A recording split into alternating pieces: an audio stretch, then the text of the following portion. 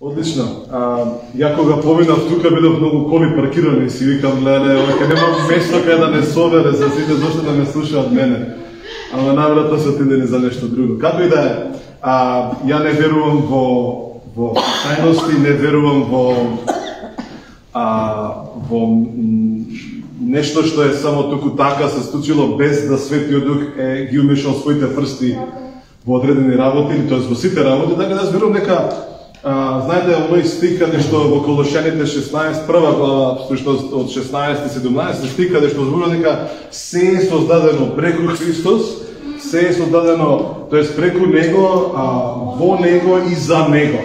Тоа е 16 стих и 17 стих зборува дека се што постои се содржи заради Христос. И сега ја не можам да замислам, не можам да си го замислам тој момент, не знам, можеби некој друг може да го замисли тоа, дека ако Исус е архитектот или подобро кажам содржителот на сите нешта, дека он нема да ги умеша своите прсти во сите работи што се случуваат на земјата. Дали ме разбирате? Значи не можеш ти да дури да кажам моите деца заанки сака да игра многу со Лего.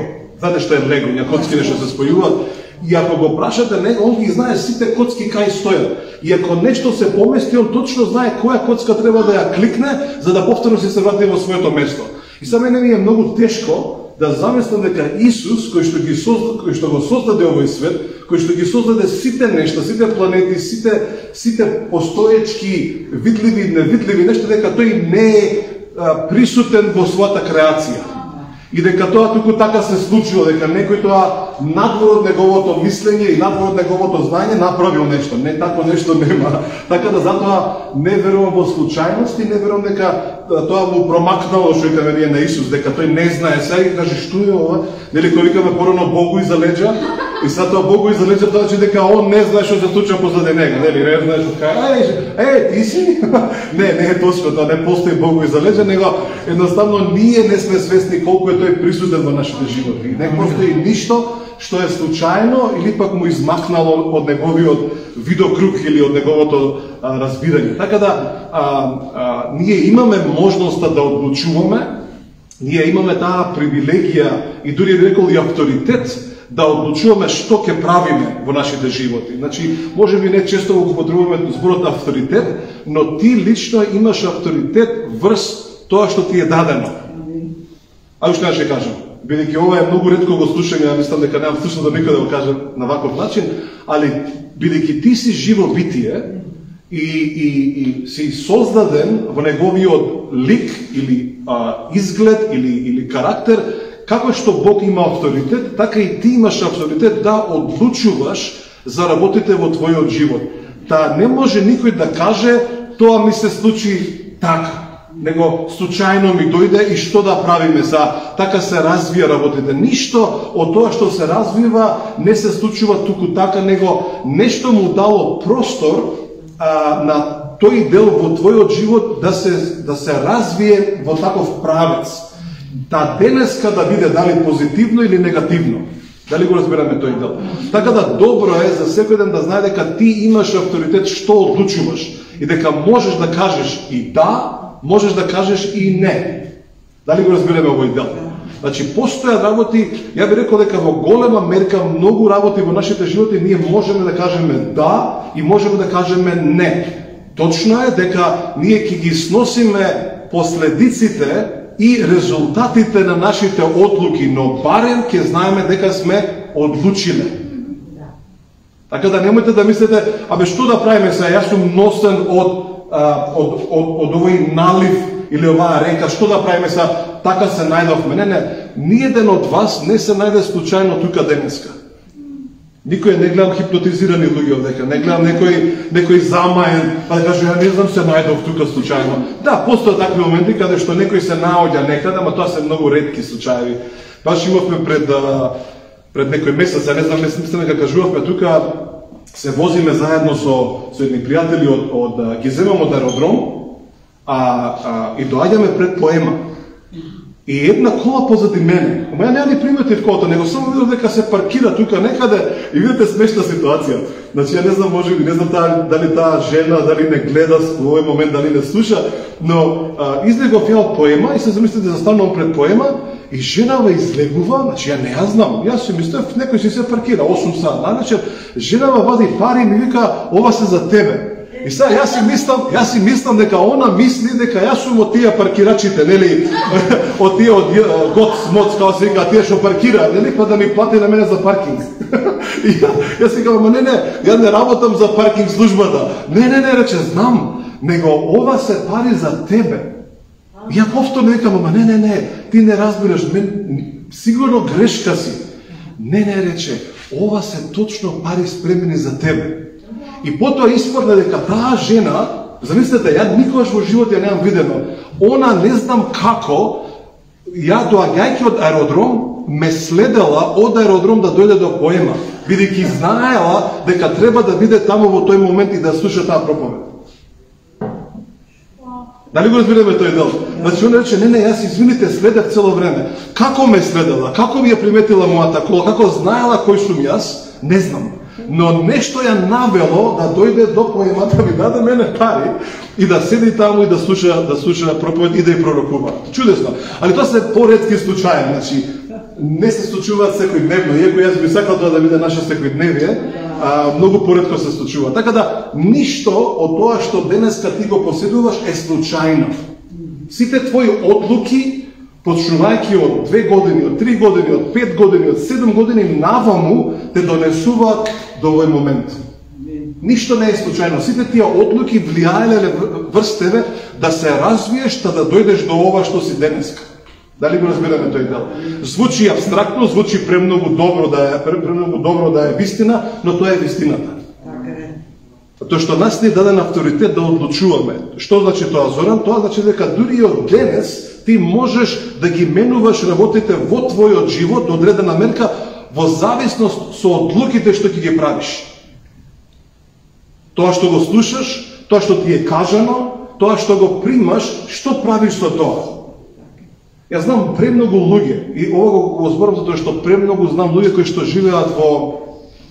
На англиски е многу полесно ми е да го кажам, на македонски најверојатно е погрешно преведено regret, како во некоја како жалење за минатото, жалат за минатото и не жалат затоа што им било тешко. Знаете зашто жалат луѓето? Затоа што не одлучиле кога им бил даден моментот да одлучат.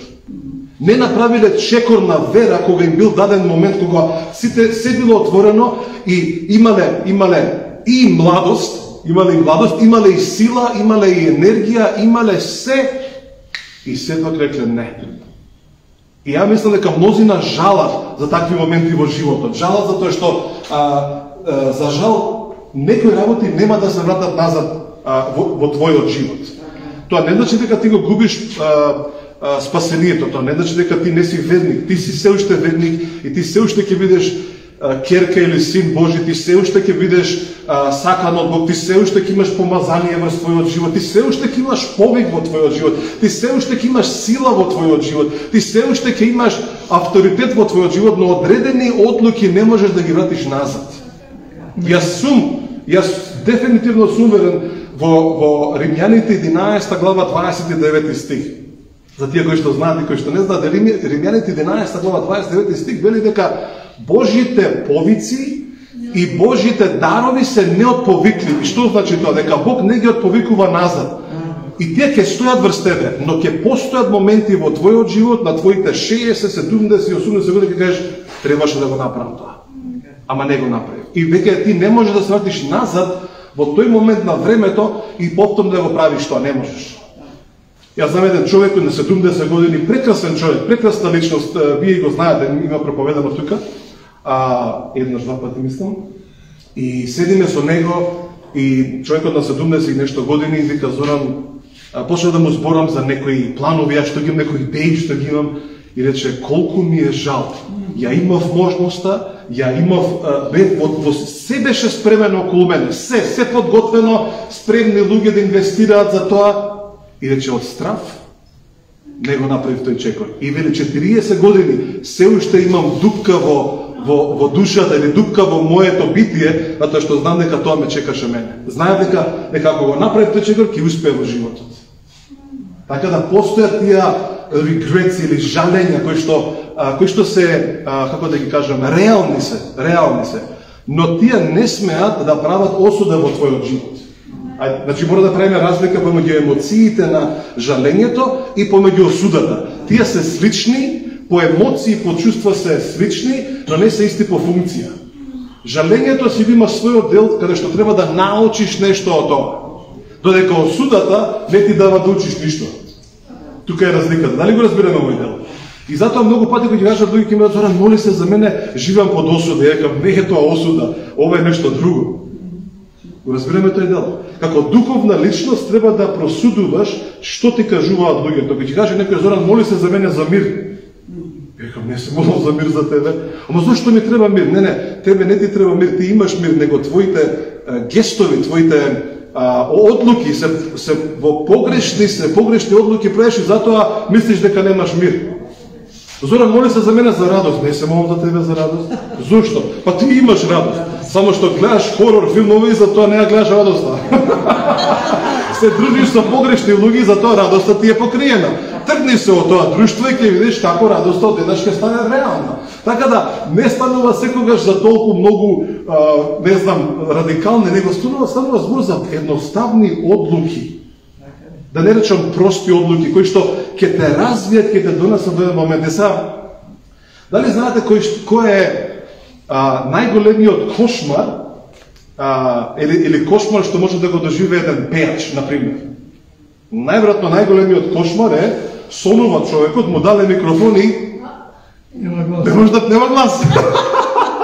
да пее. Или пак, например, спортиста, така, за тој поставен на патеката, нели тоа е кошмар, така, како е кошмар на македонски, да? Ноќ на мора, окей, така нека биде. И се замисли тој спремен, со гакици, нели, спортиста, све спремно, пука тој судијата и овој, не може да мрдне. Тоа би бил најголемиот кошмар за еден атлетичар. Или пак за било што, значи во сите области на животот, знаете ли што е најголемиот кошмар на еден проповедник? Што мене ми се случи оваа вечер. Сонувам сон, застана да проповедам, не знам што да проповедам. И си викам, ова е најлошиот кошмар у мојот живот. И сега си размислам, ја викам, имам проповедано и јадници пати, и јадници. Ја можам од било што да направам проповед. Значи, дај да фрлете една кикиритка ќе ја направам проповед. Значи, од било што ќе направам проповед, од било што. Али во сонов кошмар не можам, не знам што да проповедам. И дури кога се разбудив, викам, ова не било кошмар, ова сега е више страф, бидејќи одеднаш си велам, не знам што да зборувам. Така да постои разлика меѓу кошмар и страф.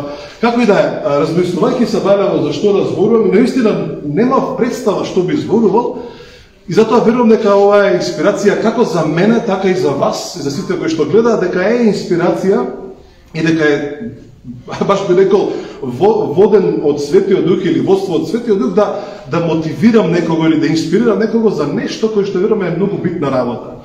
И додека размислував што би зборувал, и мојот ум идеше на сите стихови што ги знам, знам многу стихови, на сите проповеди, ниедна од нив не ми правеше смисла. Ниедна. Ведам, сите тие си биле добри за тогаш и таму и за понатаму ќе бидат добри, затоа што јас имам проповеди кои што се спремени или инспирации за наредните 6 или 11 месеци или 12 месеци. Мене ми се чудеше еден пријател кој што кажа, видел дека некој постер, дека ќе проповедам некаде на друго место, ова беше во јуни, треба да идам некаде во октомври. И тој рече, брат, па ти рече 6 месеци унапред планираш. И ја викам, да.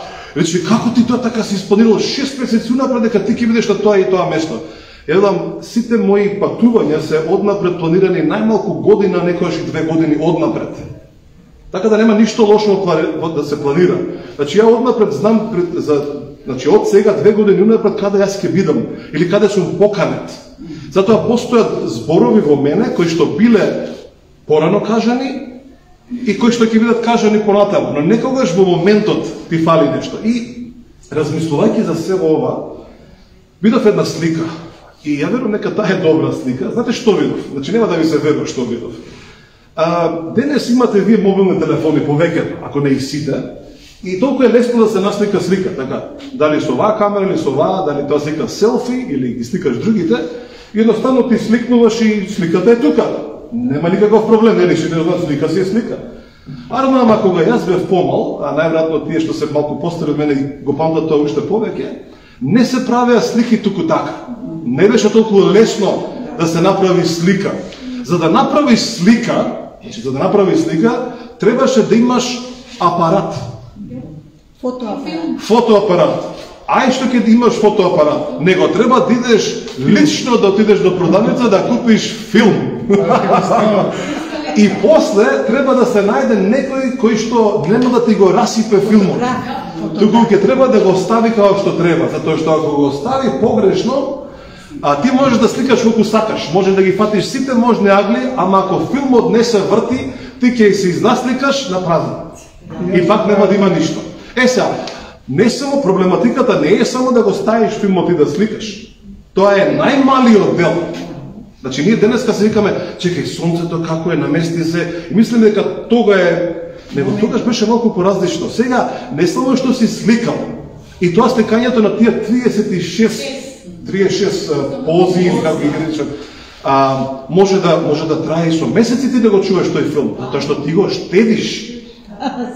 Затоа што не може ти само да штракаш, него ќе пазиш во одреден момент на одредени настани, дали се крштетки, дали се свадби, значи тогаш ти го чуваш тој филм, затоа што беа и скапи, како и да е.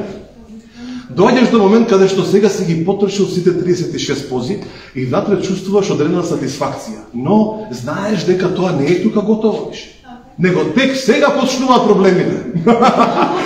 Сега треба да најдеш место, фотостудио кој што ќе го развие филмот. Или по-да кажам, ќе го извади филмот, ќе го развие, па тек тогаш ќе добиеш нешто што се нарекува слика. Така да, денес е многу лесно за направи слика. Тоа беше цела процедура, може да трае со месеци, додека ти не си ја видиш таа одредена слика, или пак да си се видиш самиот колку брчки имаш. Значи, тоа било проблематично време, како да кажам, повеќе трпение требаше. Сега, јас се сеќам кога прв пат отидов во фотостудио.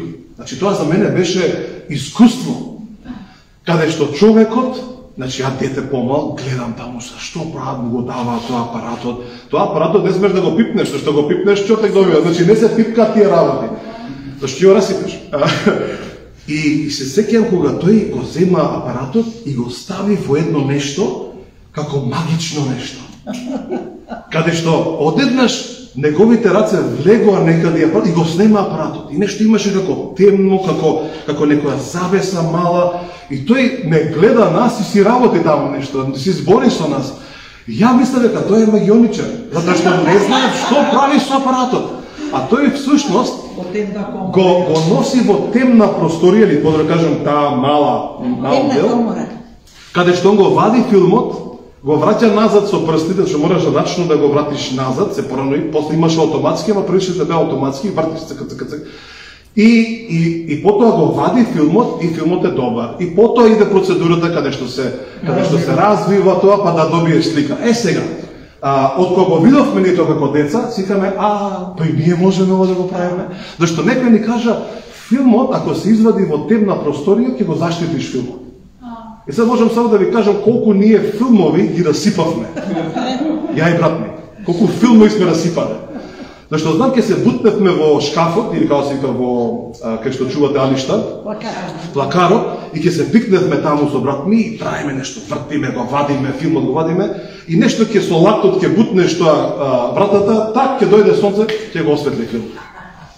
Ајде од поново. Така да, дури кога сме ги извадиле филмовите, ние сме мислили дека сега се добри, кога ги развиваат, кога ги вадат сликите, бели сите бледи, нема ништо. Изборот развива многу бликна во мојот ум, бликна во мојот дух. И затоа сакам денес да ви зборам за зборот или за функцијата развивање. Не само за филм, иако тоа е еден дел, него постои нешто што ние го правиме во нашите животи, каде што ние се развиваме, ние може да кажеме растеме, И некогаш растеме не изгледа како дури завршена форма, нели? Како се може човек на 70 години да расте, нели? Или на 80. И тоа нас не ни прави смисла. Но ако го употребиме зборот развива, може би по-лесно ќе го прифатиме во нашите умови. Дали го разбираме тој дел? Може би е по-лесно да кажеш, тој човек може да се доразвие или да се развие. Така да интересно е што дури во науката, дури во сите аспекти се користи зборот развива. Интересно баш го пишував на македонски зборот развива, интересно што првото нешто што дојде зборуваше за бебиња или за луѓе кои што се недоволно развиени. Интересно што следниот момент беше тоа е духовно недоразвиен. И си викам, кој му текнало на интернет да пишува за духовна неразвиеност? Така да, ја мислам дека е добро да ние размислуваме како ние се развиваме во нашата вера. И што значи тоа? Може ли да зборуваме за такво нешто наутро? Нема да биде многу долго, само неколку сликови ќе ви спомнам, кои што се многу битни, затоа што сакајки да бидеме христолики, слушајки проповеди, ти треба да лечиш на Христос. И ние сакаме да го рипнеме процесот на развивање, та одеднаш да бидеме христолики. Како тоа изгледа? Па ќе личиме како Христос, како тоа изгледа. Па ќе се облечеме во христијански облеки, ќе носиме христијански, као сега тоа, нешто крстчиња ќе носиме, па ќе пееме како што треба, па ќе танцуваме како што треба, мислики дека тој резултат е христоликоста.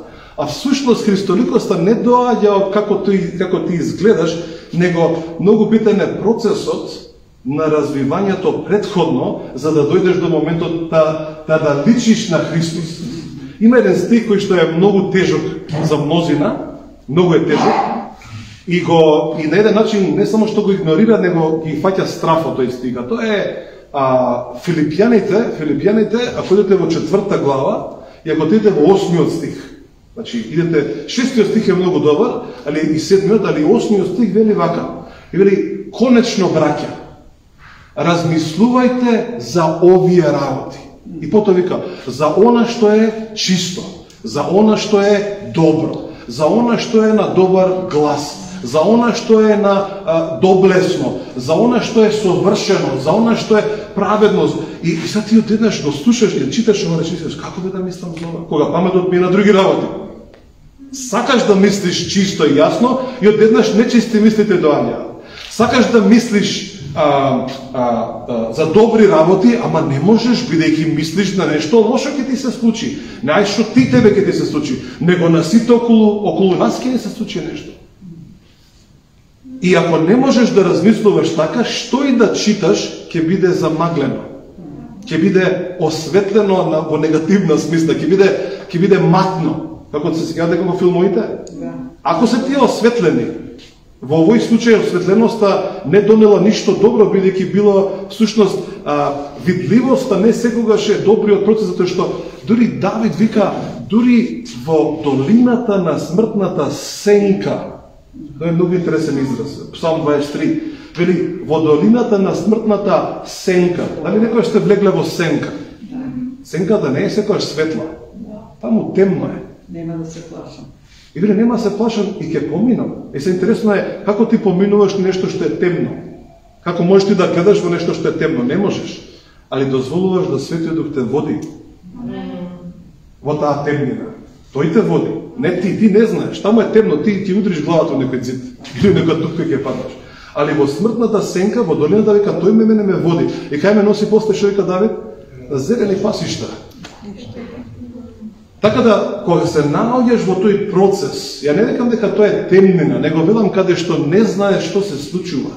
Тоа е работата. Не станува збор за темнина. Ние сме во светлината цело време.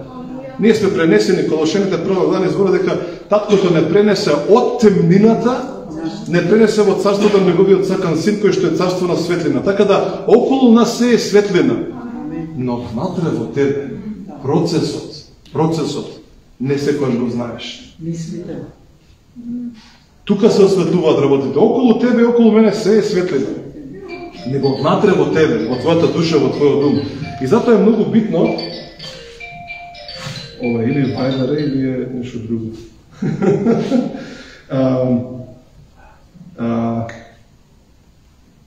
Филипјани 4.8 е многу тежок ако претходно не го практикуваш Филипјани 4.6. Филипјани 4.6 вели вака: немој да се грижите за ништо, туку во се пренесете ги вашите барања и молитви и прозби, пренесете ги пред Господа со благодарност. И Божиот мир, кој што го надминува сето знаење, ќе владее во вашите срца и во вашиот ум во Исус Христос. Така да некогаш ние сакаме да го ритниме процесот, сакам да мислам чисто, сакам јасно да мислам за се што е добро, заборавајќи го процесот дека почнуваш од некаде. Кај почнуваш? Почнуваш од благодарност. Благодарноста е таа што го штити твоето срце и твоите мисли. Благодарноста те заштитува да не мислиш на таков начин. Така кога си благодарен, твоите мисли се навикнуваат на чисто, јасно, добро, доблесно, она што е на добар глас. Така се навикнуваш, така да постои процес, постои развивање во тебе, за да дојдеш до тој момент да кажеш: ја се што мислам е добро, чисто, јасно, не мислам на ништо лошо. Можно ли ова, Зоран? Можно. Ако Павле вели дека е можно, тоа е можно. Ако го пише во твојата Библија, значи е можно. Така да, развивањето е многу битен момент. Ај сега идеме во... Треба се носите вие Нови Завет да се читате, иначе можам да ви кажам било што е. Да ви излистам некој стих таму. Али Евреи 4 глава, 5 глава всушност, 5 глава 14 стих, зборува за одредена врста на луѓе, група на луѓе. Јас би сакал, моја желба е, и најверојатно мојот живот е посветен за да имам допринос, за да сите станеме вакви. Океј, значи мојот допринос е да сите станеме вакви. Какви, Зоран? Што пишува во Евреите 5.14? Вели: а тврдата храна е за зрелите, за оние кои што преку испитување, или на македонски некаш вели преку вежбање на нивните сетила, се навикнале да разликуваат помеѓу добро и зло. Сега, знаете ли кој е тука грчкиот збор кој што се користи за вежбање? Развивање. Каде што преку развивање на своите сетила, развиваат одредени мерила, одредени стандарди, одредени мерни единици, каде што сега, ако дојдат во ситуација каде што ќе можат да измерат нешто. Знам дека ова звучи многу смешно, дори, како да кажем, абсурдно, ама бев во Германија пред некое време, пред 2 недели, на еден ден. И ме викнаа таму да зборам со некои луѓе или со во една црква. Седиме заедно со една група на луѓе, јас се вртам на еден човек, му велам, човекот крупен како мене, малку може и понизок, и му се вртам и му викам: нивото на твојата самодоверба е многу ниско. Си дозволил да многу падне. Толку многу, што викам, ти треба да бидеш 2 сантима повисок, ама си се смалил. И се вртим на кај жена му и жена му вика: ти реков, ти треба 2 сантима повисок да бидеш. И всушност, медицински, он рече, јас всушност во пасошот, или го објаснуваше дека он 2 сантима е повисок, но заради неговата самодоверба, бидејќи паднала, и он се смалил 2 сантима. Неверојатно, нели? Како можам јас на тоа да го измерам? Ја во духот го мерам, тој вика: ти си 2 сантима понизок. Ти треба да бидеш повисок човек. Дали го разбираме овојта? Духовниот човек ги гледа сите работи, ги мери сите работи. Знам дека ова ќе звучи екстремно. Знам дека ќе звучи екстремно, ама бевме во Албанија пред некоја недела и имаше стана еден дечко, му пророкував нешто и му велам, ако можеш да го измериш нивото на твојата интелигенција, нели IQ, како се ката, коефициентот на твојата интелигенција, велам, ако го знаеш, велам, ја ќе ти додадам сега уште 12 стапки. И сите беа се препастени, кој си ти да кажуваш такви работи? Ама некој од тебе има што... Сега, видите, замислете, тоа е слично, како, например, вие кога се молите за некој човек, нели, тој треба да полага некој тест, и кате: Господи Исусе, помогни му на мојот син или на тој човек да положи. Како вие тоа го замислувате? Што ќе се случи?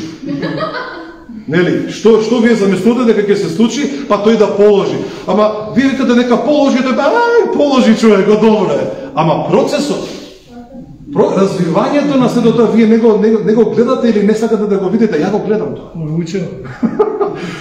Дека постои момент каде што Светиот Дух надградува нешто, развива во тој момент нешто што ти си го немал претходно. Затоа мене не ми е тешко да кажам, еве ти уште 12 поени да ти дам на твојата интелигенција. Така да мене не ми е тешко тоа да го кажам, ниту да го замислам. Проблемот настанува кога луѓе викаат кој си ти тоа да го направиш? Па јас сум праведник, се молам, зборувам, пророкувам, го викам тоа што е за останато. Го повикувам тоа што треба да биде. Ја не би го направил тоа туку така на моја рака, него тоа што го гледам дека требало да биде. Колку често седам до луѓе и велам ти не си во оригиналниот план на Бог.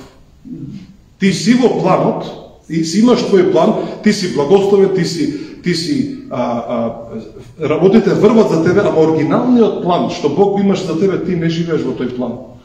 И тоа е чудно, дури страшно многу често. Но мнозина не живеат во тој оригинален план. Они се уште се деца Божи, они се уште си функционираат, они се ќе биде како што треба навидум. Но во духот, огледам дека оригиналниот план на Бог е поразличен од тој што сега го живееш. И тоа не се менува туку така, одеднаш.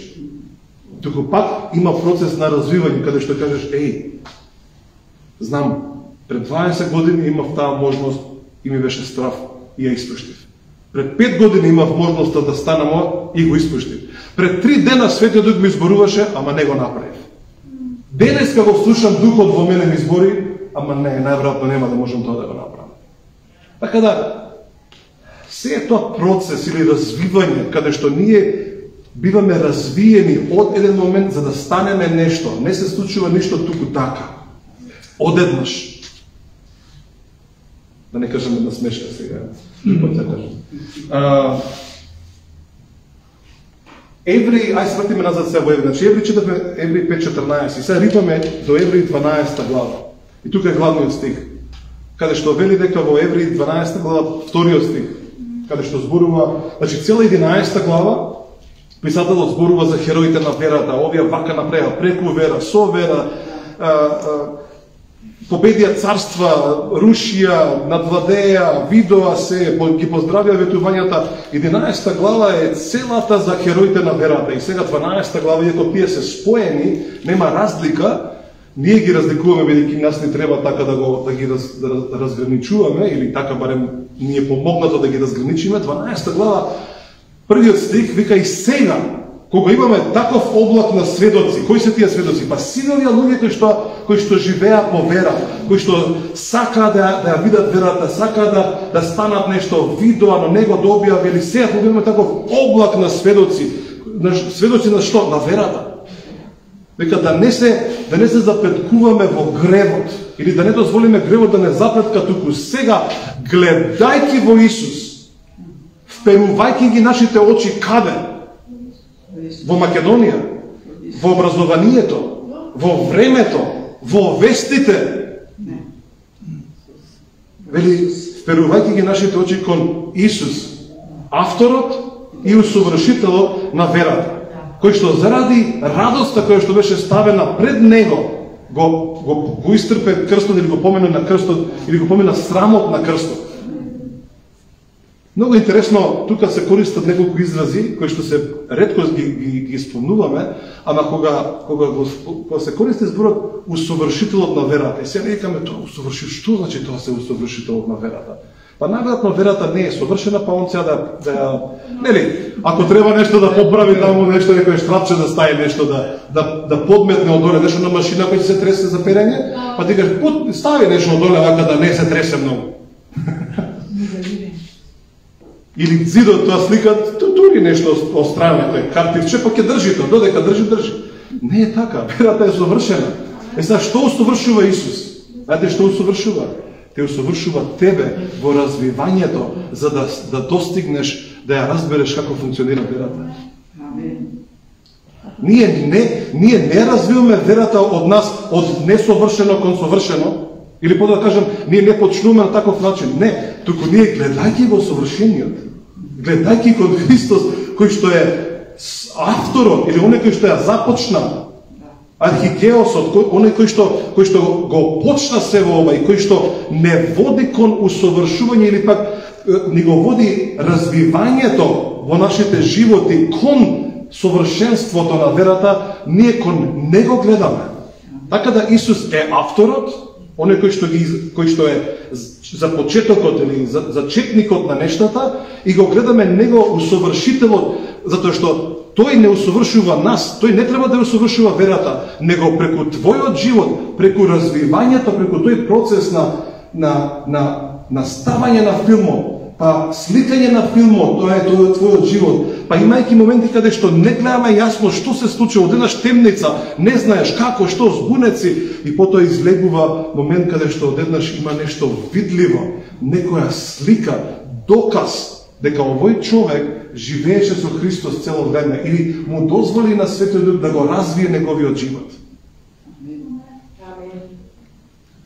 Нели прекрасно како тоа се одвива. Така да, ако веќе сакаш да бидеш преслика или слика за Христос, мораш да дозволиш тој процес на развивање.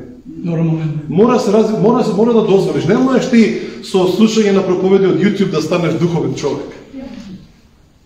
Ти можеш да слушаш колку сакаш песни. Ти можеш да слушаш колку сакаш проповеди. Може да ти пророкуваат 100 луѓе.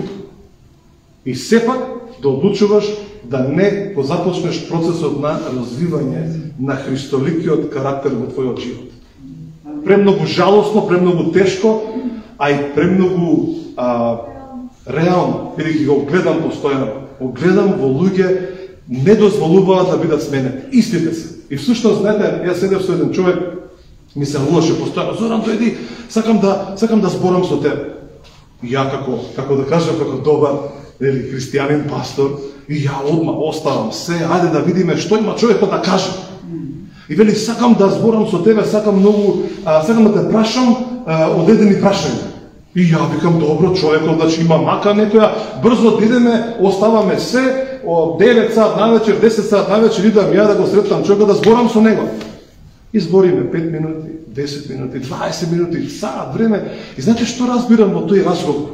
Зашто го гледам него и се гледам себе си. Знаете, како се гледам од озгора. И се гледам како зборим и велам: овој човек не бара, има прашања, ма не сака одговори.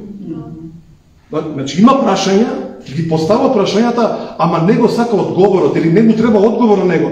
Он всушност само сака внимание. Така да, постојат многу луѓе кои што поставуваат прашања, ама не им треба твојот одговор. Не им треба само внимание, некој да ги слуша. Ништо друго не им треба. Не им треба нешто ти да им кажеш за да се смена, затоа што одлучиле да не се менуваат. Не сака да се развијат, сака да се останат со цуслата уста. Сакат на млеко да се останат. Тука да млеко да се пијат, млеко, скропче, како си кажа, не, медолино, порано имаше медови текна, најгадното нешто што постои, да, гризот, еднаш би ја пробал. И умика тука да остане помеѓу млеко и детска храна, нема ти са таму тврда храна за зрелите, не, тоа се некој таму во Америка, не, тука ние ќе си останеме на млеко. И кога Павле вели: испитајте се дали сте во верата, не зборува дали ти си верник, него зборува што си направил, дали си дозволил да таа вера се развие, или да кажам, ти да се развиеш во согласно со верата, па кога ќе кажеш нешто, тоа да биде. Кога ќе веруваш за нешто, дека тоа ќе се случи. Кога ќе се молиш за некој, дека тој ќе биде допрен, исцелен или било што, сменен. Така да, постои тој момент на тоа млеко, тврда храна, зрела храна или зрелост. Дури во истата глава, 12 глава, Евреи 12 глава, мислам дека 11 стих, мислам дека некаде 11, каде што зборува дека ако дозволиме да се развиваме, ќе читаме. Има некој нов завет тука? Што е све на англиски читам, се ми се мешаат некои зборови. Евреи 12:11. Читате на глас. Евреи 12:11 зборува дека во моментов нас страдањата или маките не изгледаат како тешки, како што е сега ова, што се случува, но вели со тек на време тие испитување или да кажам тоа развивање во нас ќе донесе плод. Знаете што вели? Плод на праведноста. Ај прочитай го на глас, може да го прочиташ гласно. Навистина, секоја казна во сегашноста не изгледа дека е за радост, туку за жалост, но подоцна им донесува мирен плод на праведноста на оние кои се обучувале преку неја. Кои што се развивале преку нејзе. Значи, кога верата ти е твојот двигател, кога верата е твојот учител, наведум некогаш некои акции, некои дела не изгледаат толку пријатни. Не изгледат пријатни, не тие се чудни, како сега јас, што да правам сега јас? Имам само 1000 денари, треба и ти вели, ти чувствуваш во тебе, треба да идеш во тоа место, треба на тој човек да му ги дадеш, или треба да направиш вакво нешто. И ти си викаш, како бе тоа? Мојата калкулација, моето пресметување вели дека ова ќе изгубам. Ќе изгубам, или пак ќе снемам. Ама во духовниот свет таа калкулација е сосем различна. Баш на еден човек му зборува, билам, дури се ритна луѓето почна да ми аплодирала. И велам, математиката што се користи на небото и тука е малку поразлична. Она што ние го велиме 1 плюс 1, или сите знаеме во школа учат дека е 2. Во Библијата не дека така. 1 плюс 1 е 1. И малку чудна математика е таа, ама функционира. Нели, Библијата вели дека двајца ќе станат едно. Така да, постојат тие некои парадигми или тие некои делови кои што ние не ги разбираме, не ни се јасни, ама донесуваат свој плод. Плод на што? На мир, затоа што си бил послушен. И донесуваат жетва на праведност, зашто? Бидејќи си се подложил да се развиваш. Така да, ако не го развиеш, ако не се развиеш во наредните 5, 10, 20 години, немој да си помисли. И немој ја да се да кажам, па што да правиме? За така е. Таква е климата, таква е ситуацијата, таква е поднебието, такви се околностите, таков е ѓаволот.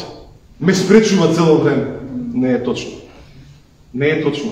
Ние го имаме усовршителот на верата во нас. И тој е способен да ја те усоврши тебе во твојот живот, да имаш и такви резултати и после 1, 2, 3, 5, 20 години. Ако помислиш, или пак ако се навратиш наназад, почнувајќи од денес, например, стај на рецката му во календарот и после 2 години кажи, чекај да видам ја, од пред 2 години што се случило во мојот живот? Каква промена се случила? Дали имаше нешто, дали има нешто што можам да ставам прст на него да кажам, ова е Светиот Дух. Тоа е добра, како да кажам, тренинг. Добра проценка, да процениш. Затоа што ја често го правам тоа, се враќам викам во последниве 5 години, што ми се случило на мене во мојот живот? Кои работи ми се случиле? Какво достигнуче или што сум достигнал во животот или што не сум достигнал? Што планирав пред 5 години, што се случи, а што не планирав, а сепак се случи. Така да, тоа е тоа, како да кажам, искрено испитување на верата. Да, ние може да се лупаме во гради, јас сум верник, верувам како не верувам, нели? Живееме во таква околина, сите се лупаат во гради верник. Ако гледаш, значи не треба да видиш моментот неговиот живот, само што го гледаш пред тебе и си кажеш, добро, не разбирам ја, да, многу си верник, да. Од верник ни врто некаде избледаме некаде. Така да, али е добро за тебе и за мене, ако тврдиме дека сме верници, дај да видиме последниве 5 години што се случи во мојот живот на верата, да можам да видам, да проценам, да осознам, за да не ги, знаете зашто? И дури ако видиш промашување, ако видиш, како се вика тоа, губиток или пак промашување, знаете што е работата? Не ги повторувај. Затоа што ако не ги видиш, пак ќе ги повториш. Ако не ги согледаш, а што рековме на почетокот? Дека постои разлика помеѓу жалење и осуда. Тоа се две различни работи. Навидум се исти по вкус, така имаат вкус, ама по функција се поразлични. Затоа што Светиот Дух ќе ти покаже, каже, ова не го направи како што треба. Ние сите се лупаме у гради дека еден ден кој ќе завршиме на небото, тој ќе каже добро направено, добар слуго или така нешто како беше. И сите ние копнееме за такво нешто. Па ја не копнем за такво нешто. Затоа што тоа не го пишува таму дека тоа сите ќе го слушнат, тој човек му го каже тоа. Него ја копнеам сега да бидам послушен. Затоа што послушноста сега ќе резултира во такво нешто. А не ја да чекам и ќе кажеме еден ден, сега ќе ми каже. Не, јас сакам сега да го развивам тој момент, да се развијам себе си, ако можам и ако е можно, што е можно, да размислувам само за она што е добро. Да размислувам само за она што е чисто. Да размислувам само за она што е на добар глас. Дали е тоа можно, Зоран? Ако Библијата вика дека е можно, тоа е сигурно можно. Има еден стих во Изреки, дека Изреки 8 глава. Малку е чуден, малку е тежок да се разбере, ама Изреки 8 глава 5, 6 и 7 стих зборува за, вели, нека простите се развијат. Нека простиот разбере. И потоа користи многу тежок израз, фул или будалата. И будалата нека си го смени патот. Така да, може каже дека безора, ние сме прости тука. Нели гледаш, простотилке. И најверојатно некој да не, ако се спредува случувања, модернизми, некој каже, вие сте прости, ние пред 200 години го имавме. Нели, некој ја историски, многу сакам историја. И кога ќе видам таму негде некоја цифра, 1895 година возеле коли некаде во Америка. Јас викам, тогаш дедо ми, мои магариња, дали имале магариња? Ме разбирате, значи постои таа разлика помеѓу тој напредок, напредни нешта. И за тоа е окей да се споредува, ама тоа не е секојаш формата, али простотилукот не се мери по напредокот толку многу, него што се мери според духовноста. А тоа што духовноста ќе одлучи колку тој човек, иако можеби не е развиен технолошки, во своето срце ја носи таа христоликост и таа се гледа, таа е видлива. И луѓето можеби да бидат и прости, но ќе бидат христолики. Јас знам еден мој пријател, кој што има разговарано со 20-тина пастори на цркви кои што не знаат да читат и да пишуваат. Не знаат. Негде од Египет, од некои села, но знаете што можат? Седат, века седиме, разговараме и почнуваме да зборуваме за чуда. И тој вели, да, има понекогаш се случуваат чуда. Например, ја имам воскреснато 3 луѓе. Умре, тој вика, дојдов таму во името на Исус стани. И ја вика, ама ти вика си гледал некој филм, нешто, не. Тој вика, ја имам 7 воскреснато. Вика, нели тоа добро? Луѓе што не знаат да читат и да пишуват, не читале Библија, бидејќи не знаат, но имаат што? Верата се развива. Дозволи да верата се развие. И мојот пријател вели, ја цел живот читам Библија и не сум направил ништо слично ново. Али тие дозволиле да верата се развие. Да, ќе научат да читаат. Али верата им дозволува и да цитираат стихови што никош не ги прочитаме. Ја во моите патувања, дори во селата во Струмичко, јас сум се среќал со луѓе на кои што сум им проповедале како зборуваат стихови. Никош во живот не пипнале Библија. Цитираат стихови. Ја викам, ти знаеш дека е ова од Библијата? Не рече, не сум слушнал за такво нешто. Не сум ни прочитал, не знам. А цитираат стихови од Библија. Точно ги знам кои се стиховите. Затоа што дозволи да верата во нив се развива. Или они да се развива заедно со верата. Може уште многу работи да објаснувам, али поентата ми беше да не останеме на тоа што сме, него да дозволиме тој сликарот, тој што ги развива работите, да не развие нас. Да направи слика. Да направи една поголема слика, една понасмеана, поубава, пошарена, така ќе не гледа луѓето после 20, 50, 60 години, не кажат, овие намуртени бе, не сакам ништо да ги гледам. Искрено, има работи кои што јас не прават ништо во мојот живот, не прават никаква разлика во мојот живот. Дали постои, не постои, не прават ништо разлика, но од друга страна постојат луѓе кои што гледам кон нив и велам, вако сакам да бидам. Дали го разбираме тој дел? Јас би сакал да и сега, не мора да умирам, жив да бидам. Жив и здрав. Уште сега да луѓе дека вако сакам да бидам ја. Вака да зборам како овој, не мораш да изгледаш како мене, иако сум си убав, нели сето тоа, али да бидам, вака како оваа црква, ваква црква сакам јас да бидам дел од ваква црква. да бидеш пример, да бидеш развиен, да не бидеш да кажат не недоразвиени се тие. Има застанок на развиеноста во нивните духовни животи. Закржлавени се. Не би сакал некој да каже тие ништо не разбираат. Вела дека нешто прават, ама види колку просто, колку закржлаваното. Не. Јас сакам да го развијам, да се развијам. Зашто Исус е авторот и усовршителот. Не ја водам ја верата, таа ме води мене. Баш само што сам еден човек од надвор ме прашува некој за него се многу тешки прашања.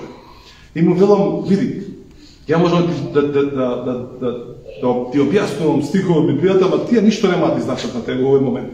Бидејќи човекот е на пресек, треба да одлучи нешто многу радикално во неговиот живот. И вели, како тоа ќе биде, како тоа ќе биде, како тоа ќе биде. Ја велам, нешто, ти се уште немаш деца. Но, например, ја кога го земав, например, Нико, тука ми е сега, кога го земав Нико да го носам на првиот школски ден. Така, идеме у школа, нели? И сега викам, ајде Нико, денеска е првиот школски ден. Ти сега треба да идеш у школа. И сега замислете, јас седам дома и викам, школото е таму. Таму го гледаш, не се гледам, таму е, позади семафорите. Како знаеш да се снајдеш да отидеш до таму? Нели, 7 годишно дете. Колку и да биде пргаво и не знам какво диво, пак ќе каже, та тоа бе семафорите, некој камион да не ме собере нешто. Него знаете што направив? Да, денеска почна првиот школски ден, ама го фатив за рака и го однесов до школата. И не само еднаш, туку секој ден до неговиот момент каде што он беше стабилен, силен, моќен, како да каже сега можам сам да отидам. Значи, ние не одиме само затоа што Исус не кажал тоа ќе станеш, тој не вика ај са ти снајди се. Не, него вика јас сум усовршителот на верата. Ја ќе те фатам за рака и ќе те однесам од точка А до точка Б. Тоа е усовршителот. Тоа го прави Исус со нас. Не остава сами ние да го најдеме патот. Затоа што он знае дека ние сами не можеме, не знаеме. Дури кога сме на 70 на 80 години, вика, ајде уште малку да доразвиеме, уште малце во тебе, уште има некој момент да доразвиеме нешто. Така да тој не води нас, тој усовршува, тој не усовршува нас, не остава самите. Тој не носи од точка А до точка Б и човекот кој му го објасни тоа ќе ме спаси. Не може никако да си го објаснам на себе си. Добар Исус. Добар. Амин. Океј, се молим на кратко. Исусе, фала ти што ти си авторот и усовршителот на вас, на оваа прекрасна вера што ни ја даде на нам како подарок, како дар, како двигател во нашите животи. Јас ти благодарам, Исусе, што дури кога имаме таа совршена вера, ние не знаеме точно како таа функционира, но ти совршениот не управуваш, не водиш, не го оркестрираш и го развиваш патеката по која што ние треба да одиме. Затоа фала ти, Исусе, фала ти што ти си добриот, совршениот. Јас се молам за секој ден кој што е тука присутен, за сите кои што слушаат оваа проповед, да бидеме утешени, да бидеме охрабрени, да бидеме подигнати, да бидеме инспирирани и да знаеме дека не сме сами, дека не можеме сами ова да го правиме. Како Исусе, ти го усовршуваш патот на праведникот, ти го усовршуваш патот на верникот и дека ти не водиш таму каде што си не повикал. И фала ти, Исусе, што си таков.